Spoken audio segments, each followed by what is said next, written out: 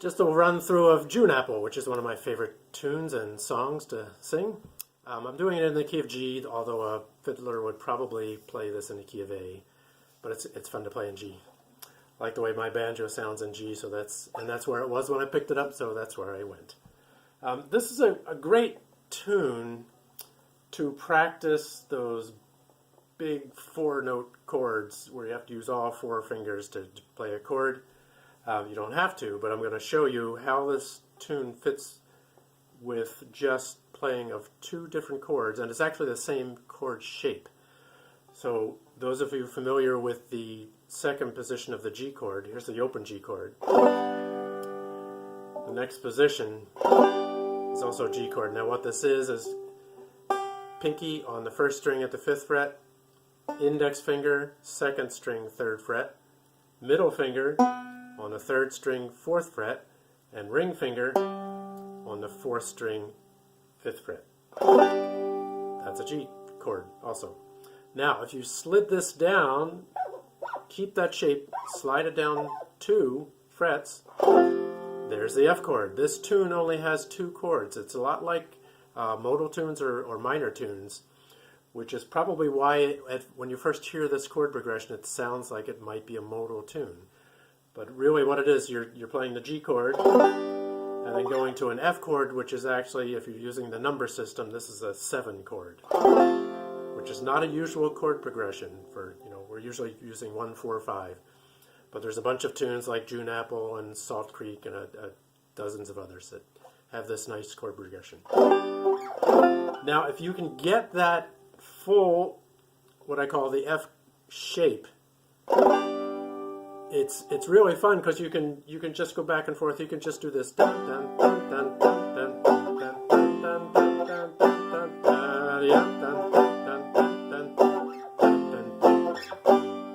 So it's just 4 G's, 1, 2 F's, 2 G's, and 4 G's, 2 F's, 2 G's. And just by doing that, you're going to fit whatever melody notes the other people are playing. If you can't get all 4 of those notes, try 3. So it doesn't sound much different. It's not a big difference. Or you can really even do just the 1st string and 2nd string. So pinky, index finger, 5th fret, 3rd fret.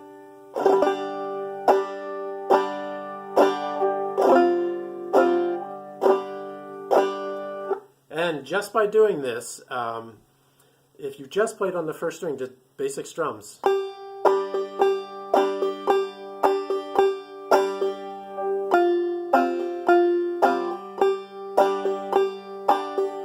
you've almost got the entire tune there. Now watch what happens if I do, instead of doing an entire strum, if I just played the 2nd string as the strum. Now watch what happens. And then 3rd string. And then switch down to that F chord. Back up to the G. It's starting to sound like the tune now.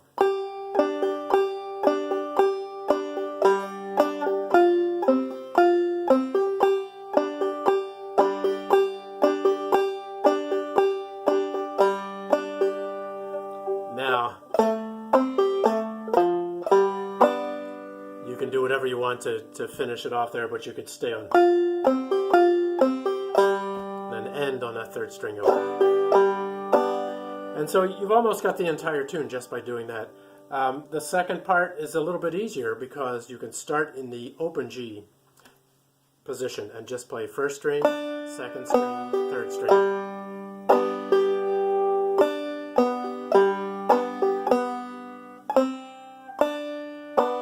And now the F chord. Fourth string, third string, second string open, second string with the F completed.